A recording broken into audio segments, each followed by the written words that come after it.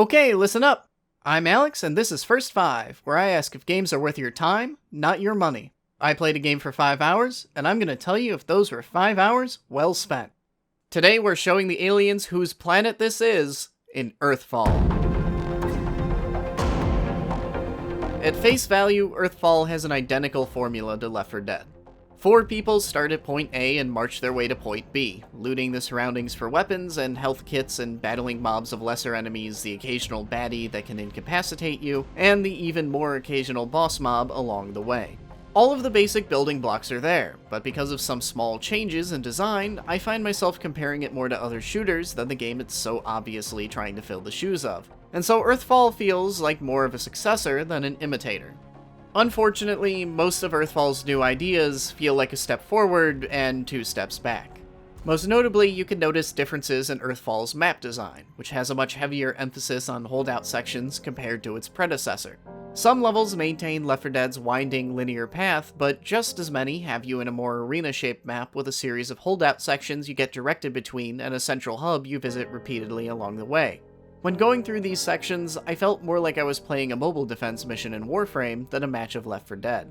There's nothing inherently wrong with this design, but its implementation is made significantly less fun by one of Earthfall's more noticeable introductions, fortifications.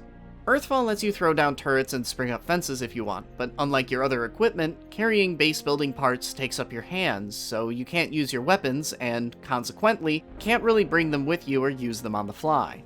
Instead, they always spawn at designated holdout points, where there's always conveniently just enough supplies to block all the doors and throw down a turret or 2. And then after fortifying the place, you hit the button, the swarm comes, and you hunker down and take pot shots from the safety of the other side of a fence. Just a few months ago, I dragged Metal Gear Survive through the mud for this. It wasn't all that fun to kill defenseless alien zombies from the other side of a fence there, and it's not all that interesting to kill defenseless alien zombies here either. To its credit, at least going full auto into a pack of aliens with an assault rifle or jumping on a massive turret are more fun than poking things with a pipe, but it suffers from the same basic issue. Earthfall's guns also suffer from a serious case of ammo scarcity.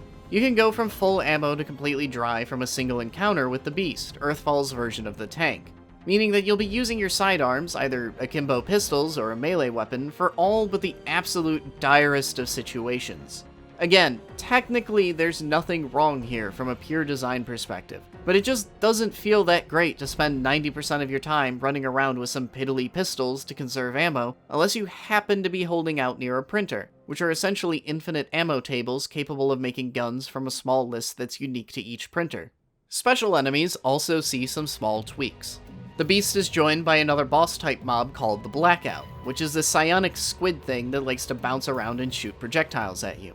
It's a bit of welcome variety from the Beast, but when these guys can spawn up to 3 times a level, they both get pretty humdrum real fast. Other special aliens are even more dull, because they're not particularly dynamic. There's no shrieking hunter leaping down an entire hallway to ambush you, or any crazy smoker pulls through a horde of zombies. Instead, every special alien functions the same. Take a leisurely stroll straight towards you, and if they get next to you, either pounce on your face, drag you away, or explode. This change in how special enemies work isn't unique to Earthfall by any means, but it's a step down without anything else to make up for it. The sole exception is the Enrager, a giant gas sack that floats around making aliens in its vicinity faster and more dangerous to fight.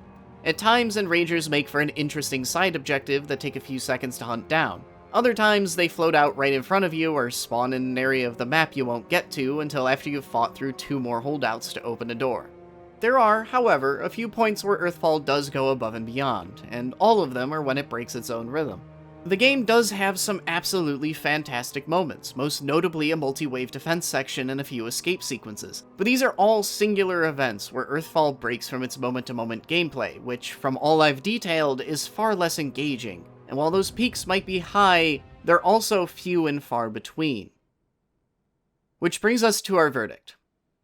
Despite the fact I've spent most of this video talking negatively about Earthfall, I'm still on the fence about whether to recommend it or not. The Left 4 Dead formula at its core is still fun, and there's nothing offensively wrong here that's actively turning me off. But ultimately, I just feel like everybody else who's taken a crack at this genre has done it better. And while Earthfall had moments where it entertained me, the only reason I'd ever come back to this game is if an enthusiastic friend dragged me to it. Overall, my opinion is just to shrug and say, it's alright. It's a B game and it shows, but it does try to do a few things differently, and if you're hard up for a co-op shooter because you've already played everything else to death, you'll get a fun weekend out of it. But it's telling that during most of the time I was playing Earthfall, I was thinking about how I'd rather be playing all the other games it reminded me of. And honestly, if you're not tired of those games, you should too.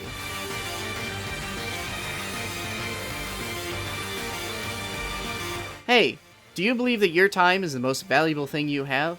Do you want to find more games that respect that time?